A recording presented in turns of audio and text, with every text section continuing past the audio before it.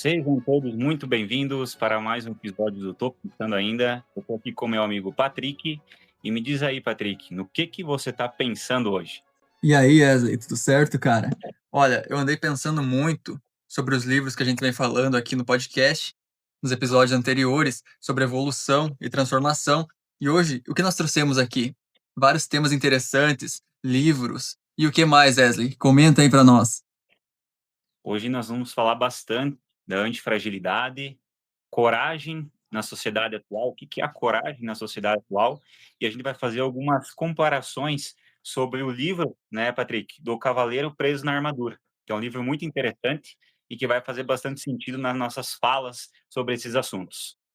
Aquilo que você tinha comentado sobre a antifragilidade. Vamos começar falando sobre esse ponto muito importante no autodesenvolvimento de cada ser humano. É isso mesmo. Na verdade, a antifragilidade, é um termo criado, é uma palavra que, na verdade, ela não existe no dicionário. Ela foi criada por Nicolas Taleb no livro Antifrágil.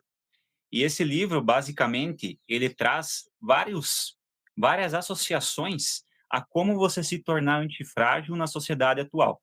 Mas o que seria essa antifragilidade? Seria como que você se levanta em meio do caos. O caos te afeta. Você foi afetado por alguma coisa ruim na tua vida. Como que você reage a isso? Como que você se mantém de pé após isso seria essa antifragilidade. Ele traz vários temas e esse livro, na verdade, ele relata muito questões econômicas e financeiras, mas que também fazem parte da vida cotidiana. E é interessante porque nesse livro a gente tem várias associações relacionadas ao comportamento humano e como que a gente desenvolve essa antifragilidade. Um evento traumático, por exemplo, que a gente passa. Muitas vezes, a gente vai passar por um evento traumático e a gente vai reagir de uma forma, às vezes, negativa. Ou seja, a gente não vai conseguir sair desse evento sem traumas, sem dificuldades para superar. E o que seria antifragilidade na sociedade atual? Antifragilidade na sociedade atual seria o quê? Você se blindar e saber reagir a eventos adversos. E hoje em dia, né, Patrick, a gente sabe que com o advento cada vez mais frequente da tecnologia, da inteligência artificial, a gente acaba se questionando sobre a nossa posição na sociedade, sobre como que a gente vai manter, muitas vezes, o nosso emprego, vai manter a nossa comunicação, os nossos relacionamentos, principalmente, com o surgimento e o advento cada vez mais firme da inteligência artificial. A gente vê muitas pessoas usando a IA para tratamentos psicológicos, até para relacionamentos, a gente já tem casos de pessoas conversando com a IA ali, como se fosse uma conversa de uma pessoa para outra. E o que é se blindar e ser antifrágil nessa sociedade? Já parou pra pensar, Patrick, por exemplo, o que significa para você hoje ser antifrágil? Cara, a antifragilidade tem dois pontos muito importantes e muito legal de comentar, que é assim, o ser humano tem um trauma, igual tu comentou. Ele tem duas opções. Ou ele cai, ou ele aprende com a situação. Alguma dessas duas coisas pode acontecer. Por quê?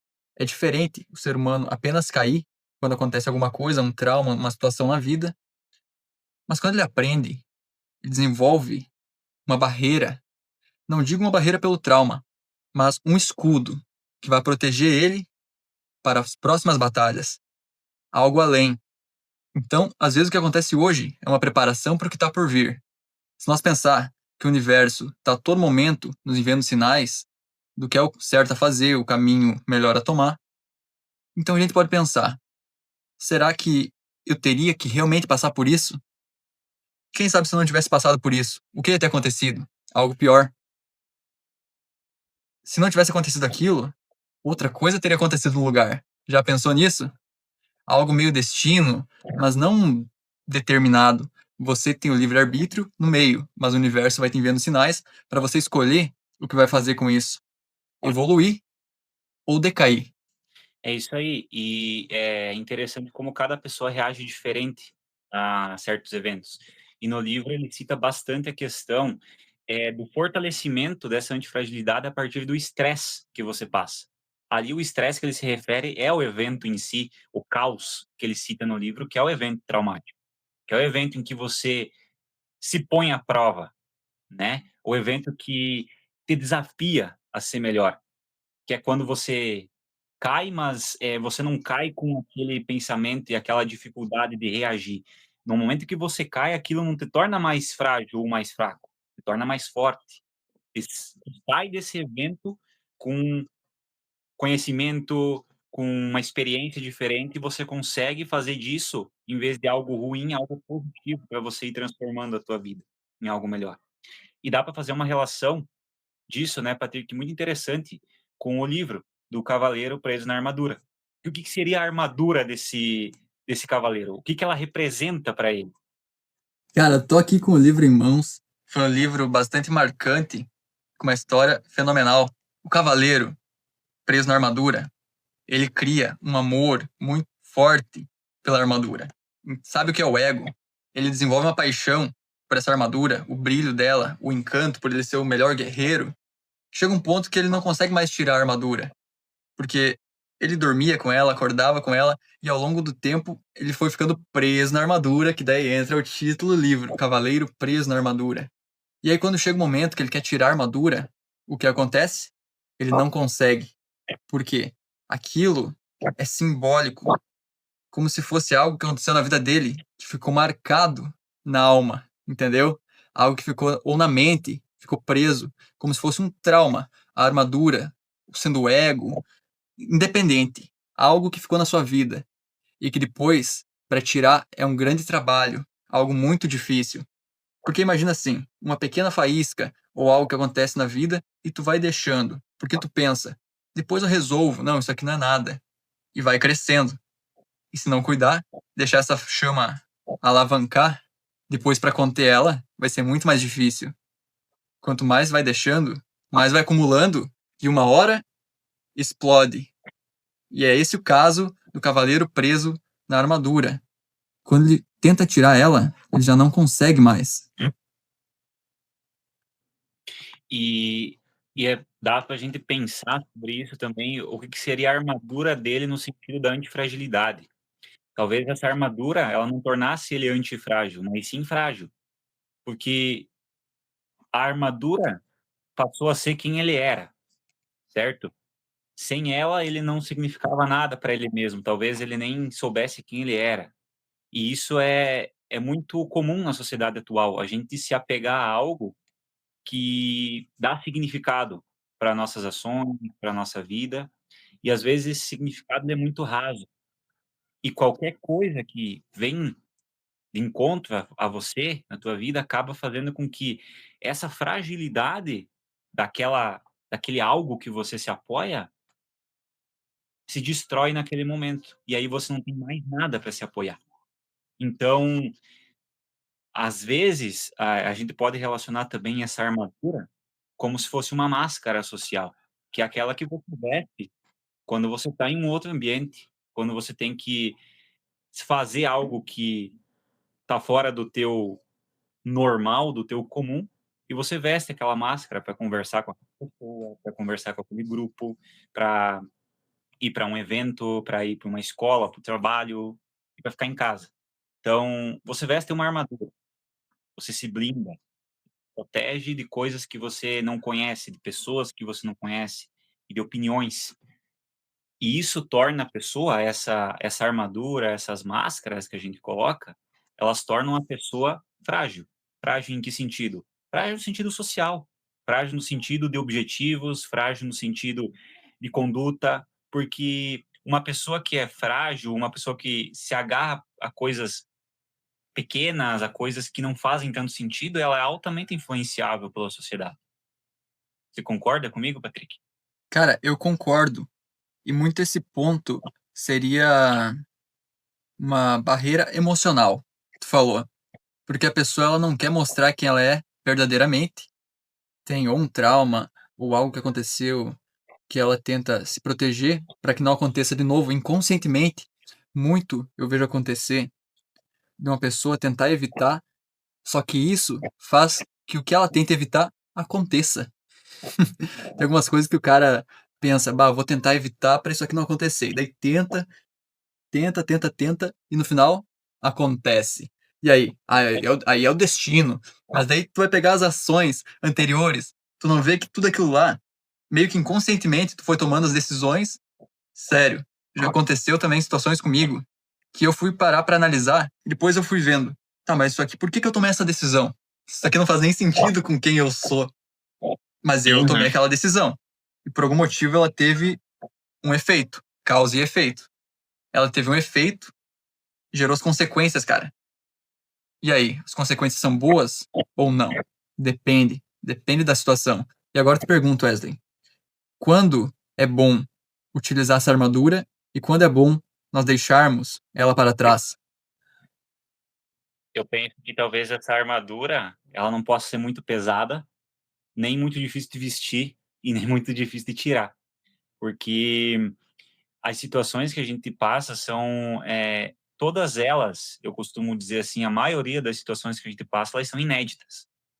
A gente não espera, fora da nossa rotina. Porque, vamos lá, você está indo para o seu trabalho todos os dias, você tem uma rotina, vai acontecer várias coisas que aconteceram no dia anterior. Eu sei que horas eu vou acordar, eu sei que horas eu vou tomar café, eu sei que horas eu vou começar a trabalhar e que horas eu vou sair. Isso seria uma rotina, isso seria como se fosse um escopo de como vai ser o teu dia. Mas você percebe que mesmo os dias sendo iguais, entre aspas, todas as coisas que acontecem, elas são inéditas, porque nem sempre as conversas que você vai ter vão ser as mesmas. Dificilmente você vai ter a mesma conversa todos os dias.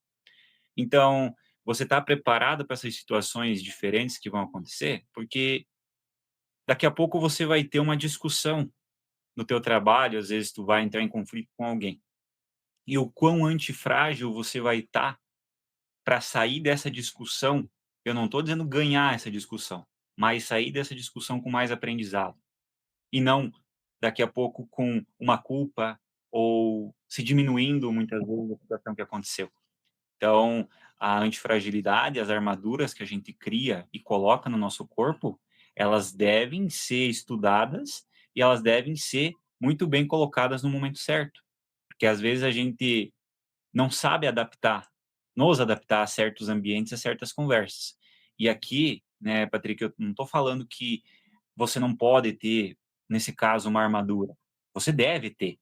Você deve ter porque você não sabe quando que você vai precisar se defender. E quando você precisar se defender, você vai ter que ter as tuas armas, que seriam os teus argumentos.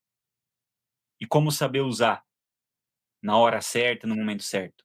Às vezes você vai por uma discussão e você acaba perdendo essa discussão para você mesmo, porque você utiliza palavras de baixo calão, palavras que, na verdade, não têm um significado por trás, você só está agindo de acordo com a tua emoção e a raiva naquele momento. E se você pensar no contexto antifrágil, uma pessoa que age dessa forma, ela não desenvolveu essa antifragilidade. Ela está agindo totalmente ao contrário, que é uma fragilidade imensa a uma ofensa que muitas vezes você não soube responder naquele momento. E essa antifragilidade, essa comporta dessa forma. Então, todas as vezes que a gente vai para uma discussão, a gente precisa sim ter uma armadura, sim ter uma máscara, sim ter algo para você conseguir se comportar de maneira eficiente e eficaz no meio de um caos que você vai estar enfrentando. Tu entrou num ponto ali muito legal, que é não rotular, porque nós temos o quê? Ferramentas, e nós devemos saber quando utilizar cada uma. Não rotular no sentido de dizer, ah, essa pessoa é assim, essa pessoa é rígida, não, ou essa pessoa é mal, porque isso aí é um rótulo. Às vezes, por uma ação que tu viu de uma pessoa que tu não sabia o que ela estava passando no dia, tu rotula aquela pessoa como sendo aquilo. Ou até você mesmo. Ah, eu sou bagunçado. Não, não é bagunçado. Está bagunçado. Está passando por uma situação de desordem. Mas não que você seja assim. Então, não rotular. Ser flexível. Se tiver que usar a dureza ou a leveza, tu vai utilizar. Por exemplo, uma criança, quando ela está fazendo algo de errado, tu vai ter que ser mais rígido. Mas você não é aquilo, entendeu? A pessoa é muito mais. O que é o ser humano? Fora suas ferramentas. Porque o ser humano tem muita ferramenta. O corpo é uma ferramenta, mas o que é o ser humano de verdade é outra coisa. Wesley, tu acha que a influência das redes sociais na antifragilidade vai ter muito impacto no futuro? Tem impacto e tem muitas coisas que a gente ainda estão obscuras, que a gente não sabe como vai funcionar, tanto as redes sociais como a inteligência artificial. E uma coisa que eu vi bastantes comentários e também estava lendo essa semana seria o que significa coragem nesse momento que a gente está se beneficiando com as inteligências artificiais, com as redes sociais, cada vez mais, né? E o que seria ter coragem? Porque se a gente parar para pensar, no passado, quando no caçador-coletor, lá no Homo sapiens, quando o ser humano começou a se desenvolver, começou a criar, basicamente, aquilo que se desenvolveu até hoje, a gente tinha homens, né, muito mais corajosos do que a gente vê hoje em dia. Que a gente criou que a coragem é o quê? É um ato heróico. Mas, na verdade, a coragem ela não precisa ser um ato heróico. Você não precisa salvar alguém ou ser um super-herói. Às vezes, a coragem é o quê? É você se comportar e se portar de uma forma eficiente e benéfica no meio da sociedade. Porque os problemas sociais que a gente tem hoje, eles não são os mesmos problemas sociais que a gente tinha lá quando o Homo sapiens começou a construir a vida.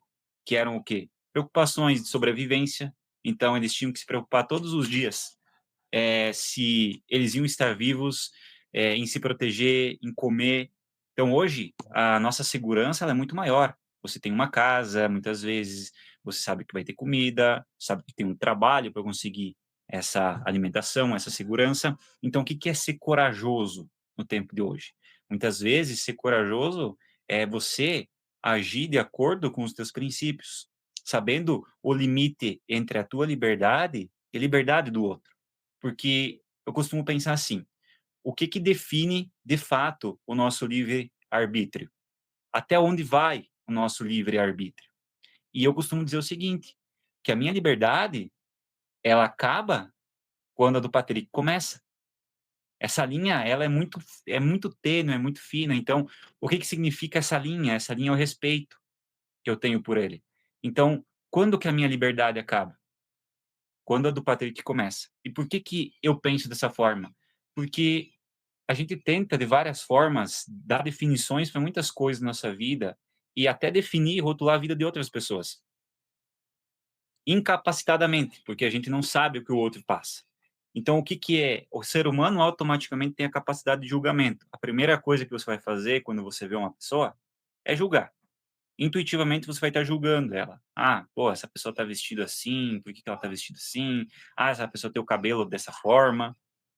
E o que significa isso? Significa que nós somos seres que têm um auto-julgamento muito forte.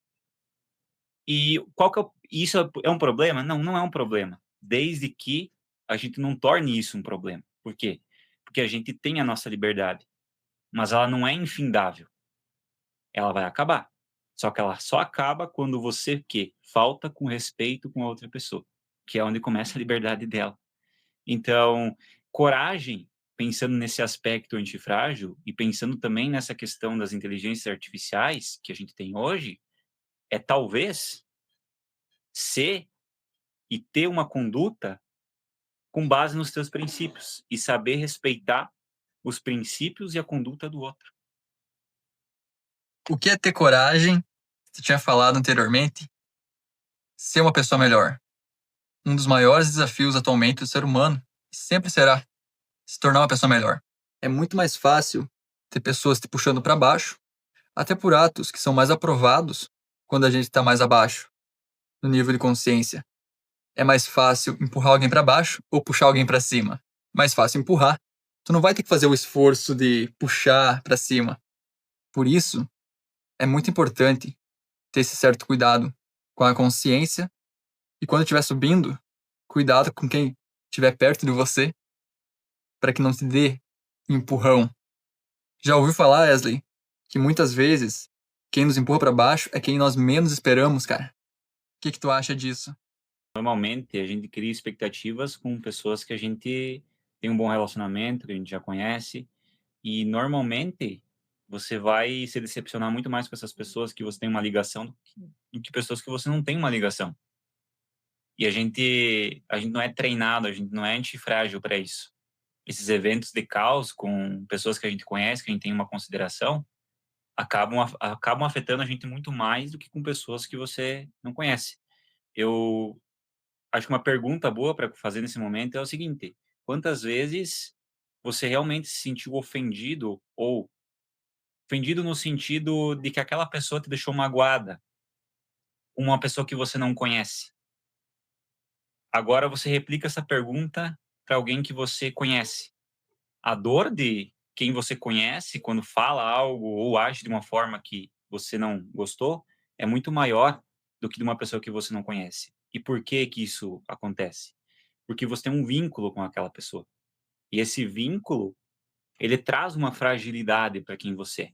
Porque ele ataca um local que muitas vezes você não tem um controle absoluto, que é o ego, muitas vezes, que é aquele relacionamento, aquela proximidade, aquele amor, vamos dizer assim. Então, tu acaba se afetando muito mais. Hoje, né, Patrick, se alguém chegasse na rua e dizendo, bah, cara, tu é feio, meu. Pô, sério que você ia ligar pra tu ia dizer, cara, tu é mais feio ainda, cara. Agora, se uma pessoa conhecida que você tem em consideração disser, pô, cara, tu é, é muito é muito mal arrumado, é muito feio, cara. Como é que tu ia se sentir? Tu ia se sentir muito pior, porque é uma pessoa próxima de você que tá vindo isso. E por quê, muitas vezes? Que eu dei um exemplo esdrúxulo, mas pode ser até uma própria discussão. Então, eu não sei se tu já passou por uma discussão com uma pessoa que tu tem em consideração, e se tu já passou, tu pode dar uma palhinha sobre o que você sentiu. Tu sabe que é muito difícil. Cara, atualmente eu não dou mais muita bola pra isso, mas já teve tempo em que eu me importava bastante. Mas aí tu começa a pensar que é algo que não te leva pra lugar nenhum. É algo que vai perder o teu tempo, a tua energia, e no final vai dar na mesma. Porque se tu se conhece, tu se conhece. O outro tá vendo apenas aquilo que ele acha e criou na mente dele sobre você. Mas eu sei quem eu sou? Não completamente, mas estou descobrindo cada vez mais. Então, como alguém de fora vai vir e rotular você e dizer que você é aquilo? Então ele te conhece mais do que você mesmo? Se eu mesmo estou tentando me conhecer, como que ele acha que já me conhece? Então ele que venha, sente comigo e me conte mais sobre mim mesmo, que eu também estou tentando descobrir. Porque essa é a verdadeira batalha. Isso aí, cara, não faz sentido chegar alguém de fora e falar: ah, tu é isso, tu é aquilo. Cara, beleza. E alguém próximo? Beleza também. Escuta, fica quieto, releva, tem essa certa empatia em saber quando usar as palavras e como utilizar, porque as palavras podem ser facas, flechas, elas podem ferir. Quando a gente não está muito preparado, e até quando está preparado, a gente nunca sabe quando vai deixar escapar uma palavra que corta, que fere. E isso gera consequências depois. E muitas vezes pode não ser reparável. É um grande perigo. Claro, já ouviu aquele negócio quando a gente joga um copo no chão? Como que nós vamos fazer para ele voltar a ser exatamente aquele mesmo copo? Não é possível. Praticamente, a gente podia juntar os pedaços, mas ainda ficar os trincos. Como que a gente faz isso então, cara? Uma pessoa próxima veio, vai, falou alguma coisa para ti. O que que tu vai fazer? Vai jogar outra coisa para ela? Bah, tu é isso, tu é aquilo. Aí entraria em um ciclo que não levaria a lugar nenhum a não ser a destruição. Então, quando um ato que alguém faz a você não tem nenhum retorno para aquela pessoa, o ato é levado à extinção, porque não tem mais a motivação da pessoa que causou o julgamento sobre você e jogou aquelas palavras de continuar fazendo aquilo, porque não tem a recompensa. Por que que ela vai continuar fazendo aquilo se tu não reage? Então, o segredo, quanto mais tu se importa, mais os outros vão julgar e vão falar mal de você e falar pra você. Esse é meu pensamento. É a mesma coisa você amassar uma folha de papel e esperar que ela fique igual que ela estava antes. É impossível. Então, eu posso relacionar isso com antifragilidade. Então, vamos pensar numa folha amassada. Quando você tentar desamassar ela, ela vai ficar com um formato, formas geométricas ali da forma do amassado.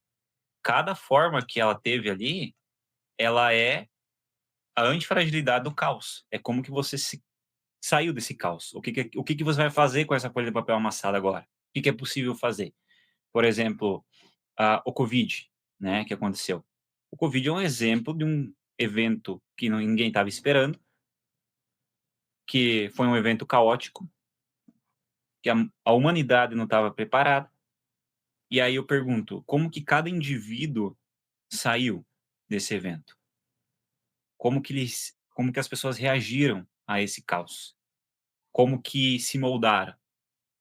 E eu digo que esse exemplo é muito próximo daquilo que você falou, de você saber aquilo que você está comunicando, falando para as pessoas e como você atinge elas, porque a gente viveu um período que ele foi muito marcante socialmente, que foi o período em que a gente ficou, você também deve ter ficado recluso em casa, pensando, com medo muitas vezes, e muitas pessoas se questionaram se em algum momento a gente ia poder ter contatos pessoais novamente, conseguir dar um abraço, cumprimentar, ir em alguma festa com as pessoas que a gente gosta, e a gente não sabia. E esses eventos, eles podem acontecer a qualquer momento. São eventos que a gente não espera. A gente citou um evento, mundial, que foi um evento relacionado à saúde mundial, mas pode ser um evento econômico, pode ser um evento climático, e a gente está preparado? Dificilmente a gente vai estar preparado. Agora, como que a gente sai desses eventos? A gente sai realmente mudado ou a gente não levou nenhum aprendizado? Porque é muito fácil você dizer: "Cara, eu aprendi muito com certos eventos que aconteceram na minha vida", mas você aprendeu e você aplicou essas mudanças, você está sendo uma pessoa diferente ou você está sendo o mesmo que você era antes desses eventos? A antifragilidade, mais que tudo, é você entender aquilo que está acontecendo e sair diferente daquele caos, mas diferente num sentido aprimorado, melhorado, evoluído como ser humano. Concorda comigo, Patrick? Concordo, cara. Eu moro numa cidade pequena, então para mim foi mais fácil. Tinha aqui perto uma escola e não estava tendo aula, não estava tendo nada. Então eu pegava, ia lá sozinho, ficava jogando basquete. É aquilo que a gente comentou, né? Até que ponto a gente está preparado para essas coisas? Porque eu te pergunto, você está preparado para ter aula online, sendo que você estava acostumado a ter aulas presenciais? Eu, nessa época, eu estava na faculdade. Era o meu último ano da faculdade e, do nada, simplesmente, a gente não podia mais ir frequentar a faculdade.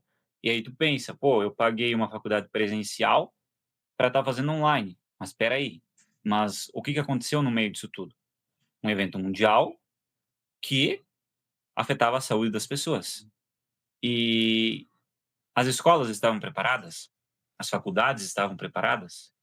Eu acho muito pouco provável que alguém estava esperando isso e tivesse as ferramentas necessárias. Então, a adaptação ela teve que ser muito mais rápida. Só que a gente sabe que hoje a gente está morando aqui no Brasil, a gente já vê que as coisas ao nosso redor elas mudam muito rapidamente. Só que se você vai em outros países que são muito mais desenvolvidos que o nosso país, economicamente falando, você vai ver que a tecnologia, as mudanças, elas são mais rápidas ainda. Tem coisas que já estão em alguns países que a gente nem imagina que estejam. E aí a gente está num debate de se perguntar, cara, a inteligência artificial vai substituir o nosso trabalho, vai substituir nós? A inteligência artificial vai dominar o mundo? A inteligência artificial vai emburrecer a sociedade?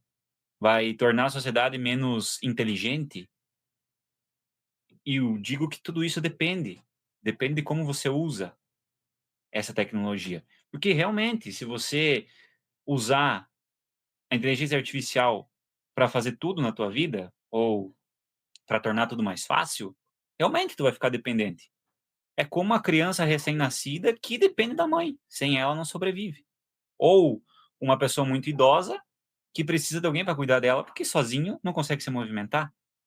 Então, a inteligência artificial, ela não pode ser uma muleta, ela tem que ser uma ferramenta que você vai utilizar em prol de um desenvolvimento. Então, eu digo o seguinte, que se você souber utilizar, você não só vai ficar mais inteligente, como você vai ter muito mais recursos para construir aquilo que você quer. Agora, se você utilizar essa ferramenta de forma errada, realmente você vai começar a depender muito, vai começar a emburrecer, vai começar a ficar para trás. E no momento que você não tiver mais ela, você vai se sentir perdido. Na minha época, por exemplo, que não faz tanto tempo assim, vai fazer, não faz tanto tempo assim, vai fazer 10 anos que eu acabei o ensino médio, um exemplo. Mas na minha época a gente nem usava notebook na escola ou usava celular. A gente tinha os livros que o governo mandava. E eu tive meu celular com 15 anos, quando eu comecei a fazer um curso, e me ajudou muito, porque eu conseguia me comunicar com as pessoas, conseguia trocar informação, então para mim foi um aprendizado. Agora, se você pegar teu celular, você sentar no sofá e começar a passar um monte de reels, de vídeos, sem de fato aprender alguma coisa e só consumindo, cara, teu cérebro vai, a dopamina do cérebro vai fazer você gostar daquilo lá e aquilo lá não vai ter agregar em nada. Você vai ficar um zumbi da tecnologia. E eu te pergunto, você quer ser um zumbi da tecnologia ou você quer aprender com ela? Cara, igual tu falou, é uma ferramenta. Como que tu vai utilizar dela, aí a escolha vai ser individual. Porque aconteceu isso, igual tu estava comentando anteriormente, quando surgiu o celular. Sempre teve, sempre vai ter essa, essa mídia falando, vai fazer mal, tem isso, tem aquilo. E é normal que tenha. E vai acontecer, igual aconteceu com o celular, uma renovação. Tem escola de outros países que já estão ensinando as crianças a utilizarem inteligência artificial, mas de uma outra maneira. Igual tu falou, como uma ferramenta para aprendizagem, para desenvolver, aprender e melhorar. Aí que tá. Tem que saber como utilizar essas ferramentas e como que será o futuro. Acredito que vai ser sem ou com inteligência artificial. Não temos dúvida, né, cara? Que vai ser com. E aí, vamos tentar fugir disso ou aprender a conviver com isso e evoluir? É a escolha de cada um. Esse ponto também na escola, eu acho que era algo bom de ser aplicado. Mais o desenvolvimento tecnológico, mas de maneira inteligente, ser implementado nas escolas. Não ficar só no papel. Mas o papel é importante. O papel ajuda muito, cara. Escrever, memorizar, a leitura. Senão nós nem ia estar aqui agora, né, cara, conversando sobre livro e filosofia se não fosse isso. Mas é importante que saiba que não é só isso. Que tem muito mais a aprender e desenvolver com a tecnologia. Porque se tentar fugir da tecnologia, vai ficar para trás. Porque vai ocorrer, já está ocorrendo, cara, a renovação, que vai ser tudo com a tecnologia. Inteligência artificial. E aí, como que tu vai fazer, Wesley? Já imaginou um robozinho aí? Hoje tem robô para tudo, né? Robô para limpar a casa, robô para Alexa, para você ligar as luzes, para você fazer tudo. E aí eu lembro, tem uma comparação que a gente pode fazer, que é com o mito da caverna de Platão, que, querendo ou não, ele faz parte de uma escolha. As pessoas acreditavam naquilo que só era mostrado para elas. Então vamos pegar um visual da inteligência artificial sendo um monstro, que ela vai fazer mal, que ela vai te deixar menos inteligente, vai te deixar menos capacitado, vai substituir você. Essa é a visão que as pessoas que estavam trancadas na caverna tinham, que acreditavam que as sombras era a única coisa que existiam, e elas ficavam impressionadas com aquelas sombras. E elas nem sabiam que as sombras vinham delas mesmas. Só que aí, quando você pensa na tecnologia como algo a se desenvolver, a ajudar a desenvolver, você vai ser aquele carinha que estava lá no grupo que decidiu sair da caverna e ver o sol que estava lá fora. Que acreditava que tudo aquilo era uma ilusão, né. Então esse cara saiu, ele viu que tinha coisas lá fora, ele ficou totalmente surpreso, porque ele disse: "Poxa, mas existe algo além disso. Existe o sol, existem as árvores, existe outras pessoas". E detalhe, essas pessoas elas estavam amarradas e uma de costas para as outras, então elas nem sabiam que existiam outras pessoas de fato ali. E como que elas iam se comunicar? A única forma de comunicação delas, de visualização, eram as sombras. Aí esse cara saiu e viu outras coisas e tentou chamar as pessoas para vir com ele. Mas obviamente as pessoas não acreditavam nele, porque ele estava ficando louco, porque qual que era o sentido? Não existe isso. Só que aí a gente faz esse paralelo. O que é onde a inteligência artificial entra nesse mito? Ela é simplesmente aquela pessoa que usa ela para ficar mais inteligente, para consumir coisas de qualidade, para ter mais ferramentas, e as outras pessoas são as pessoas que continuam amarradas e acreditando que a única realidade delas são as sombras, ou seja, a o jogo, a manipulação da inteligência artificial para quem deixa ser manipulado. Porque se você tem a capacidade de buscar conteúdo, se você tem a capacidade de se desenvolver com ela, antigamente, se você precisava ler sobre um conteúdo, sobre saúde, sobre educação, a atividade era bem simples. Era você se deslocar para uma biblioteca gigante, com prateleiras que você nem sabia onde estava o livro que você precisava, e o mais difícil, sentar em silêncio e ler e encontrar. Porque não tinha nenhuma ferramenta para tu pesquisar, como a gente tem hoje. Vamos pegar o exemplo de um PDF, que você pode pesquisar palavras-chave para tu buscar exatamente o ponto do livro que você quer encontrar. E aí eu te pergunto, você precisa conhecer um conteúdo? Você precisa ler um livro todo para conhecer? Não precisa. Mas, antigamente, para você conhecer, você tinha que ler tudo. Então, você quer um conteúdo mais rápido, mais eficiente? Você consegue, pesquisando da maneira correta. Então, tudo isso depende de como você usa. O celular depende de como você usa, a inteligência artificial depende de como você usa. E se você usar para benefício próprio, para se desenvolver, você vai ficar muito mais inteligente. Agora, se você usar para simplesmente passar o tempo ou por preguiça, muitas vezes, de fazer as coisas, aí realmente você vai ser um refém dessa inteligência artificial que provavelmente vai consumir a tua inteligência, vai consumir a tua vontade de buscar e o mercado de trabalho também vai te dispensar. Cara, que exemplo bom que tu deu. Bom para recordar que nem tudo o que aparece nas paredes da caverna, aquelas sombras, são a realidade do mundo. É bom nós termos várias visões diferentes, irmos atrás, buscar qual é a realidade. Porque tem muitas pessoas que, mesmo se tu mostrar a verdade para ela, ela não vai acreditar. Por quê? Ou porque todo o resto do pessoal acredita em alguma coisa e ela só vai com a manada, sem se perguntar o porquê disso, não quer saber, não quer ir a fundo. Ou, às vezes, realmente, pela inocência, acha que é verdade e segue nesse caminho. Mas, cara, a completa ignorância é quando alguém te mostra algo diferente, uma nova ideia, e a pessoa rejeita completamente. Nem dá ouvidos. Ó, isso aqui não é verdade, isso aqui é mentira. Em outras palavras, cara, some daqui que eu não quero saber o que tu quer falar. Entendeu? E tá tudo bem com isso. Mas tu tá se bloqueando a novos pensamentos, novas portas, novo começo, cara, ter uma nova ideia. Muito acontece com a religião, cara. Com a religião. Cara, quem conhece Deus completamente ou desconhece, tá mentindo. E por que não se abrir a uma nova visão, novas possibilidades? Porque toda a população tá voltada para isso. Todo mundo diz que é o certo. Ah, então deve ser o certo. Vou seguir por aqui. Então, por isso tu não vai buscar nada novo.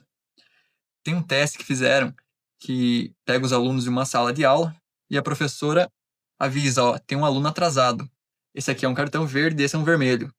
Quando chegar aqui, eu vou mostrar o cartão vermelho e vocês vão falar que é verde. Aí depois eu vou perguntar para esse aluno atrasado qual cor que é esse cartão e vocês vão responder, ó, esse cartão é vermelho, para gerar uma confusão na cabeça dele, entendeu?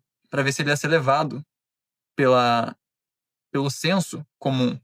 E realmente, cara, realmente, quando duas ou três pessoas a mais davam resposta sobre a cor do cartão, aquele aluno, muitas das vezes, cara, era levado também a responder aquilo.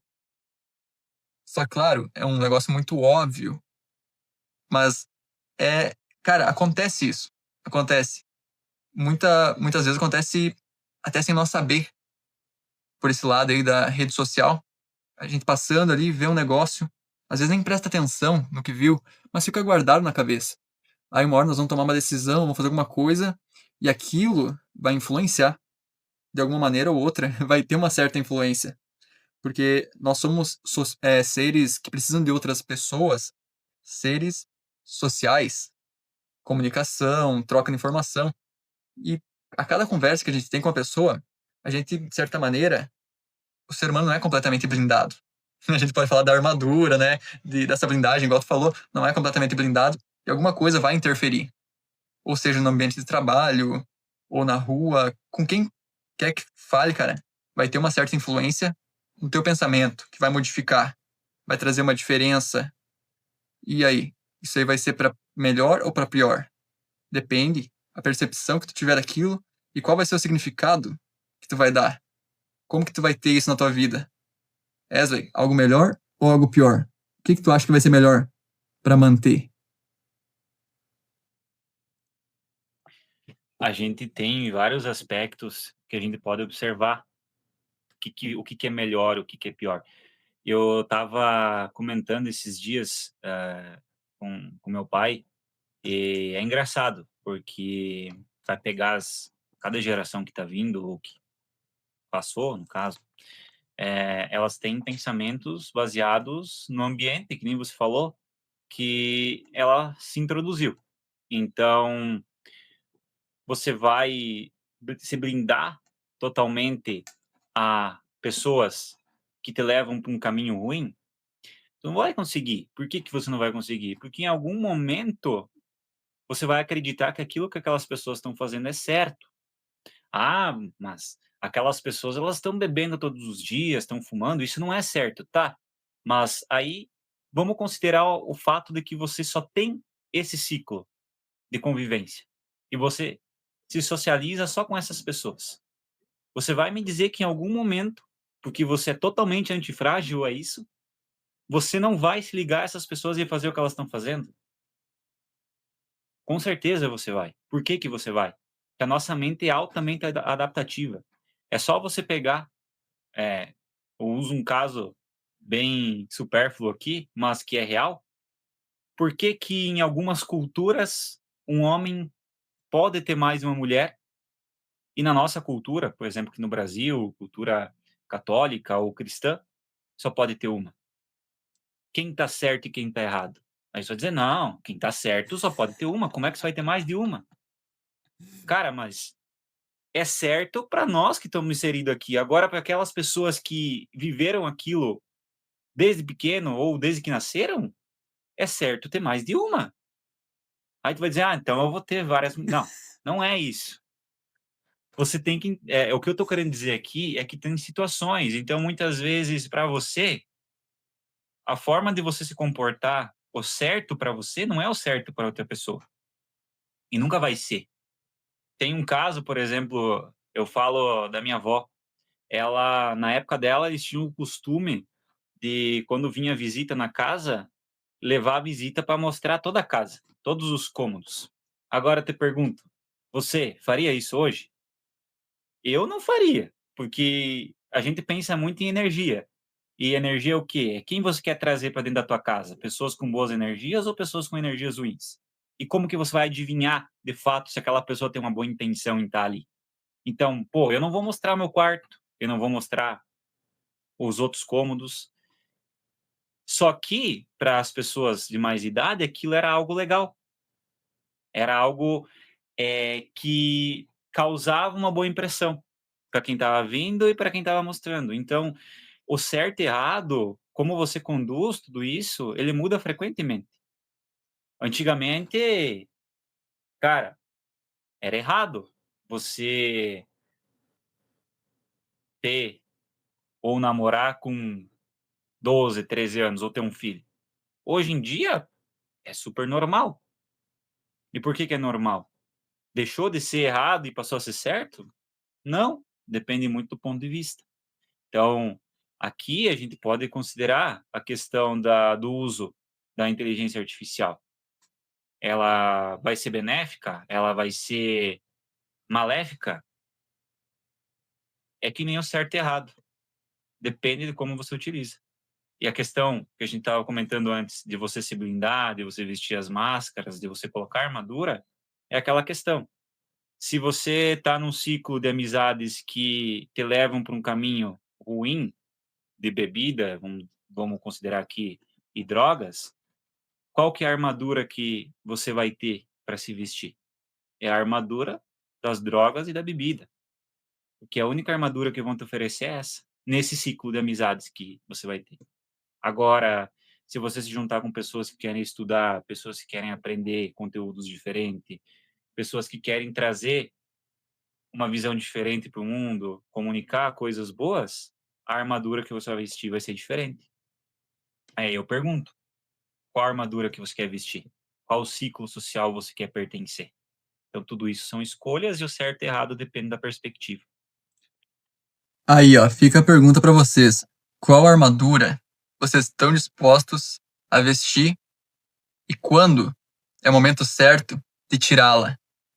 Pensando que a gente já está no 8º episódio aqui do podcast e vem muito mais pela frente. E eu já deixo o questionamento mais uma vez para vocês. Qual é a armadura que vocês escolhem investir? A do conhecimento e desenvolvimento ou da regressão e da dependência? Muito obrigado, Patrick, por mais essa conversa, por mais esse episódio. Agradeço a todo mundo aí que nos escutou. Compartilha com alguém, compartilha com quem precisa ouvir. Deixa um comentário aqui para nós saber a opinião de vocês. E a gente espera vocês no próximo episódio. Muito obrigado a todo mundo. Até a próxima!